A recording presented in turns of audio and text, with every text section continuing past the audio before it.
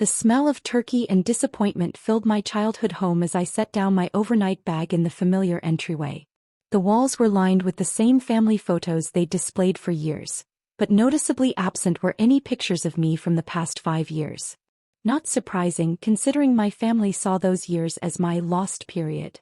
I'm Madison Foster, though my family had taken to calling me the Dropout ever since I left Stanford in my junior year. At 28, I was the black sheep who'd thrown away a promising pre-med track to chase what my father called computer nonsense. Madison. My mother's voice carried from the kitchen, sweet but strained. You're early, dear. We weren't expecting you until dinner. I checked my watch. 2:47 p.m. Thought I'd help with preparations, Mom. She emerged from the kitchen, wiping her hands on her apron, her eyes automatically scanning my appearance. Jeans, a simple sweater, sneakers. I could see her mental calculation. Another disappointing outfit from her disappointing daughter. That's thoughtful, she said, though her tone suggested otherwise. Your brother and Jessica are already here. And your cousin Trevor flew in from New York this morning. Of course Trevor was here. The golden child who'd followed the family script perfectly. Harvard Law, partnership at a prestigious firm, marriage to the right kind of woman. Everything I'd failed to achieve. The living room buzzed with the familiar energy of family judgment disguised as concern. My brother David sat in Dad's old armchair, his wife Jessica perched on the arm, both looking like they'd stepped out of a catalog for successful young professionals. Trevor stood by the fireplace, gesticulating as he told some story about his latest courtroom victory. Madison. David's voice boomed with false enthusiasm. Look who finally crawled out of. Where are you living now? Still Mom's basement. The room erupted in polite laughter. Jessica covered her mouth delicately, while Trevor grinned like he'd just heard the joke of the century. I have my own place, I replied calmly, settling into the corner of the sofa. A small apartment downtown. How small? Jessica asked with the kind of concern that wasn't really concern. These days with rent prices. It's fine, I said, taking a sip of the coffee Mom had pressed into my hands. Suits my needs. Trevor joined the conversation, loosening his expensive tie. Madison, I have to ask, and please don't take this the wrong way, but what exactly are you doing these days? Career-wise, I mean. Here it came. The annual interrogation disguised as family interest. I work in software development, I said simply. David leaned forward. Like, fixing computers? More like building applications and systems. Ah. He nodded as if he understood, though clearly he didn't. Is there money in that? I mean real money. I thought about the 7-figure deals I'd closed in the past month, about the company valuation that had hit $2.8 billion last quarter, about the acquisition offers I'd been fielding from tech giants. But I just smiled. I get by. Dad emerged from his study, still wearing his reading glasses, holding what looked like financial documents. At 64, Richard Foster commanded respect in every room he entered. He'd built Foster & Associates into one of the region's most successful accounting firms, and he expected his children to follow similarly traditional paths to success. Madison, he nodded curtly. Good to see you. You too, Dad. He settled into his chair, the unofficial signal that serious family discussion was about to begin. Now that everyone's here, I thought we should discuss some family business. My stomach tightened. Family business discussions never went well for me. As you know, Dad continued, the firm has been growing steadily. David's been instrumental in expanding our corporate client base, and I'm proud to announce that he'll be taking over as managing partner next year. Everyone applauded appropriately. David beamed, Jessica squeezed his arm, and Trevor raised his coffee cup in a toast. That's wonderful news, Mom said, though she shot a quick glance at me. Both our children doing so well. The uncomfortable pause that followed was deafening. Well, Trevor said, clearly trying to fill the silence, 1 out of 2 isn't bad. More polite laughter. I maintain my smile, used to being the punchline. Madison, Dad's voice took on that tone I remembered from childhood lectures. I've been thinking about your situation. It's not too late, you know. Dr. Patterson's son is doing very well in medical device sales. I could make a call, get you an interview. That's kind of you, Dad, but I'm happy with my current work. David snorted. Happy. That's what people say when they've given up on success. David, Mom warned gently. No, Mom, someone needs to say it. David stood up, warming to his theme. Madison had everything handed to her. Stanford, pre-med track, full family support. And she threw it all away for what? To play with computers in some basement apartment. I don't live in a basement, I said quietly. Might as well, Jessica chimed in. I mean, what kind of future is there in whatever it is you do? Trevor nodded sagely. The tech bubble always bursts eventually. Remember the dot-com crash? Madison, you need to think long-term. Build something stable like David has. I looked around the room at their concerned faces, their absolute certainty that they knew what was best for me. 5 years of this. 5 years of being the family disappointment while I built something they couldn't even comprehend. You know, I said, reaching for my phone, I've been meaning to show you something. Please don't tell me you're finally on Instagram, Jessica said. Social media isn't a career, Madison. I ignored her, scrolling through my messages until I found the one I was looking for. My publicist sent this earlier. I haven't had a chance to look at it yet. Publicist? Dad's eyebrows rose. What do you need a publicist for? I was about to answer when the doorbell rang. That'll be the mail, Mom said, standing. I'll just grab it. Perfect timing. I'd been tracking the delivery all week. Mom returned with an armload of mail, flipping through the usual bills and catalogs. Then she stopped, staring at something in her hands. Forbes magazine, she said, confused. We don't subscribe to Forbes. My heart rate picked up. Actually, that's probably for me. For you. David laughed. What could Forbes possibly want with? He stopped mid-sentence as Mom held up the magazine. There, on the glossy cover, was my face. Professional headshot, confident smile with the headline, The 28-year-old dropout who built a billion-dollar empire. The silence that followed was absolute. Trevor's coffee cup slipped from his fingers, shattering against the hardwood floor. Jessica's mouth fell open. David's face went from smug confidence to pale confusion in seconds. Madison. Mom's voice was barely a whisper. Is this you? I stood up, walking over to take the magazine from her trembling hands. Yeah, Mom. That's me. The cover photo showed me in the sleek conference room of Nexus Dynamics, the company I'd built from nothing in my basement apartment. The tagline read, How Madison Foster revolutionized cloud computing while her family thought she was failing.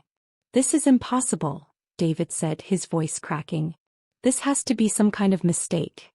I opened the magazine to the feature article. Want me to read it out loud? No one answered. They just stared. Madison Foster left Stanford in her junior year against her family's wishes, choosing to pursue what seemed like an impossible dream. Revolutionizing how companies store and access data in the cloud. 5 years later, her company Nexus Dynamics has a valuation of $2.8 billion and contracts with 40% of Fortune 500 companies. Trevor sank into the nearest chair. Nexus Dynamics. I've heard of Nexus Dynamics. They handle data security for half the law firms in Manhattan. Foster's journey began in a 400-square-foot apartment she rented with her life savings. I continued reading. Working 18-hour days, she developed proprietary algorithms that would eventually become the foundation of the most secure cloud storage system in the world. Dad removed his glasses, cleaning them repeatedly. Madison, I don't understand. If this is true, why didn't you tell us? I closed the magazine, meeting his eyes. Would you have believed me? The question hung in the air like smoke. Last Christmas, I continued, when I tried to explain what I was working on, you told me to stop living in fantasy land. 2 Thanksgivings ago, when I mentioned my company had signed its first major client, you suggested I see a therapist about my delusions of grandeur. Jessica found her voice. But you dress so simply. You drive that old Honda. You live in that tiny apartment. Because that's all I need, I said. Success isn't about showing off. It's about building something meaningful. David was scrolling frantically through his phone. This says your company just acquired 2 competitors for $300 million each. Last month, I confirmed. We're expanding into Europe next quarter. Trevor looked up from his own phone, his face pale. Madison, it says here that you're worth more than all of you combined, I finished gently. Yes. Mom sank into her chair, still staring at the magazine cover. Sweetie, why didn't you share this with us? We're your family. I thought about all the family dinners where I'd been ignored or mocked. All the times they'd assumed I was failing without asking how I was actually doing. All the years of being treated like the family disappointment. Because, I said carefully, sharing requires trust. And trust requires people to listen without judgment. Dad was reading the article now, his face cycling through emotions I'd never seen before. It says you employ over 800 people. That you've revolutionized data security for government contracts. The Pentagon is my biggest client, I said. We handle classified information storage for 3 branches of the military. The room fell silent again. Outside, I could hear neighborhood kids playing in the leaves, their laughter a stark contrast to the stunned quiet inside. Madison, Trevor said slowly, I recommended Nexus Dynamics to my firm 6 months ago. You've been handling our most sensitive case files. I nodded. I know. I saw your name on the client list. You knew and you didn't say anything? Would it have changed how you treated me? He had no answer for that. Jessica was still scrolling through her phone. There are articles about you in TechCrunch, Wall Street Journal, Harvard Business Review. Madison, you're famous. I'm successful, I corrected. There's a difference. David stood up abruptly, pacing to the window. This doesn't make sense. If you're worth billions, why do you live like what? Like someone who doesn't need to prove her worth through material possessions. He turned back to face me. But the apartment, the car. The apartment is 5 blocks from my office. The car is reliable and efficient. I own what I need, not what impresses people. Mom was crying now, quiet tears streaming down her face. Oh, Madison. What have we done? You assumed, I said softly. You looked at external appearances and made judgments without asking questions. Dad closed the magazine carefully. The article mentions your philanthropy work. A foundation for underprivileged students. The Foster Education Initiative, I said. We've provided full scholarships to 200 students so far. Kids who want to pursue non-traditional paths but don't have family support. The irony wasn't lost on anyone. Trevor cleared his throat. Madison, I owe you an apology. We all do. Do you? I asked. Or are you just sorry because now you know I'm successful by your definition? He flinched. That's fair. I walked to the window where David stood, looking out at the neighborhood where I'd grown up feeling like I never quite fit in. 5 years ago, I said, when I left Stanford, I tried to explain my vision to all of you. I tried to share my excitement about what I was building. But every conversation ended with you telling me I was making a mistake, that I was throwing my life away. We were trying to protect you, Mom said through her tears. From what? From following my passion? From building something revolutionary? From success? Dad stood up, walking over to where I stood. Madison, I don't know what to say. We've been terrible to you. I turned to face him. Not terrible. Just blind. How can we make this right? I thought about that question. Could this be made right? Could years of dismissal and mockery be erased by one magazine article? You can start, I said, by understanding that success comes in many forms. That intelligence isn't measured by following traditional paths. That sometimes the person you think is failing is actually succeeding beyond your comprehension. Jessica spoke up hesitantly. The article mentions you're working on something new.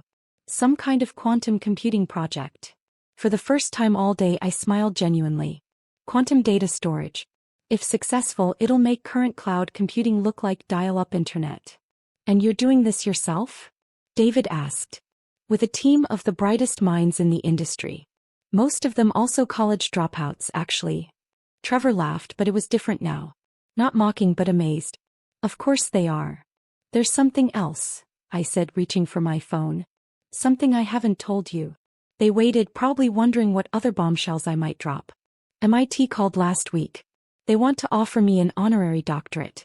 Harvard too, actually. And Stanford wants me to give the commencement speech next year. Mom started crying harder. Oh, sweetie. We've been such fools. You've been protective parents, I said gently. Misguided maybe, but your intentions came from love. Dad picked up the Forbes magazine again, staring at my photo. You look confident here. Happy. I am happy. I love what I do. I love the problems I solve, the team I work with, the impact we're making. And we almost convinced you to give it up, he said quietly. You tried. But some dreams are too big to abandon, even for family approval. The silence that followed wasn't uncomfortable this time. It was contemplative, heavy with realization and regret. Madison, David said finally, would you tell us about your company? Really tell us? I want to understand what you've built. I looked around the room at their faces. No more smirks or condescending smiles. Just genuine curiosity and perhaps the beginning of respect. It started, I said, settling back into my corner of the sofa, with a simple observation about how inefficiently most companies handle data storage. For the next 2 hours I talked. Really talked for the first time in years. I explained the technology, the business model, the vision for the future. They listened without interruption, asking thoughtful questions, slowly beginning to understand the magnitude of what I'd accomplished. When I finished, the sun was setting, casting long shadows across the living room. Dinner's probably ruined, Mom said, but she was smiling. We could order pizza, I suggested. Pizza sounds perfect, Dad said. Though I suspect you could afford something fancier. I laughed. I could buy the pizza place, but sometimes simple is better. As Mom called for pizza delivery, Trevor pulled me aside. Madison, I need to ask you something. That night last Christmas when I told you to stop dreaming and get realistic. I remember. I was jealous, he admitted. I've always followed the safe path, done what was expected. I've never had the courage to chase something truly ambitious. I studied his face. It's not too late, you know. To chase something bigger. At 32? With a mortgage and responsibilities. Some of my best developers are in their 40s. Experience brings perspective. He nodded thoughtfully. Maybe we could talk more about that. About your industry, the opportunities. I'd like that. The pizza arrived and we gathered around the dining room table. The same table where I'd endured years of lectures about responsible career choices. But tonight felt different. Tonight I wasn't the family disappointment. I was Madison Foster, CEO of Nexus Dynamics, featured on the cover of Forbes magazine. More importantly, I was finally seen by my family for who I really was. There's one more thing, I said as we finished eating. The article mentions I'm expanding operations. I'm looking for someone to head our new East Coast legal department. Trevor nearly choked on his pizza. Are you? Offering you a job? Only if you're interested. It would mean leaving your current firm, taking a risk, joining something unconventional. He looked at his plate, then back at me. What would I be doing? Helping to write the legal framework for technologies that don't exist yet. Negotiating contracts with governments and corporations. Building something from the ground up. That sounds. He paused, terrifying and amazing. Most worthwhile things are. David was watching this exchange with interest. What about accounting? Do billion-dollar companies need accountants? I smiled. They need CFOs. People who understand both traditional finance and the unique challenges of scaling a tech company rapidly. Are you offering me a job too? I'm offering you the chance to help build something revolutionary. If you think you can handle working for your little sister. He laughed, and for the first time in years it sounded genuine. I think I can manage that. As the evening wound down, my family walked me to the door. The same entryway where I'd arrived hours earlier as the family disappointment. Now everything had changed. Madison, Mom said, hugging me tightly, I'm so proud of you. Not because of the money or the magazine covers, but because you had the courage to follow your vision when no one believed in you. Even when your own family didn't believe in you, Dad added quietly. I'm sorry for that. We're all sorry. I hugged them back, feeling years of tension and hurt beginning to dissolve. We're family. We'll figure it out. As I drove home in my reliable Honda Civic, I thought about the path that had led me here. The lonely nights coding in my tiny apartment. The rejections from investors who didn't understand my vision. The family dinners where I'd sat silent while they planned my life for me. But mostly I thought about tomorrow.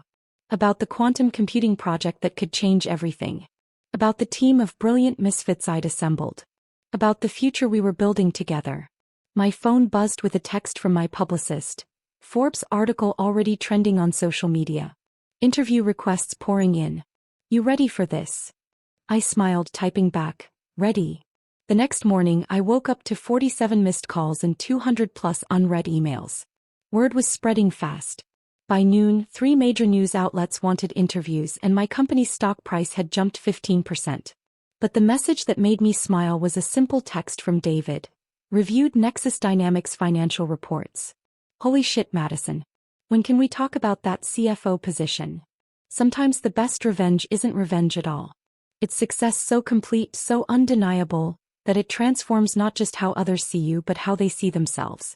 My family would never again assume that unconventional meant unsuccessful. They'd learn to look deeper, to ask questions, to consider that maybe, just maybe, the person they'd written off as a failure was actually the most successful person they knew. Me. I was just getting started. The dropout who disappointed her family was about to change the world.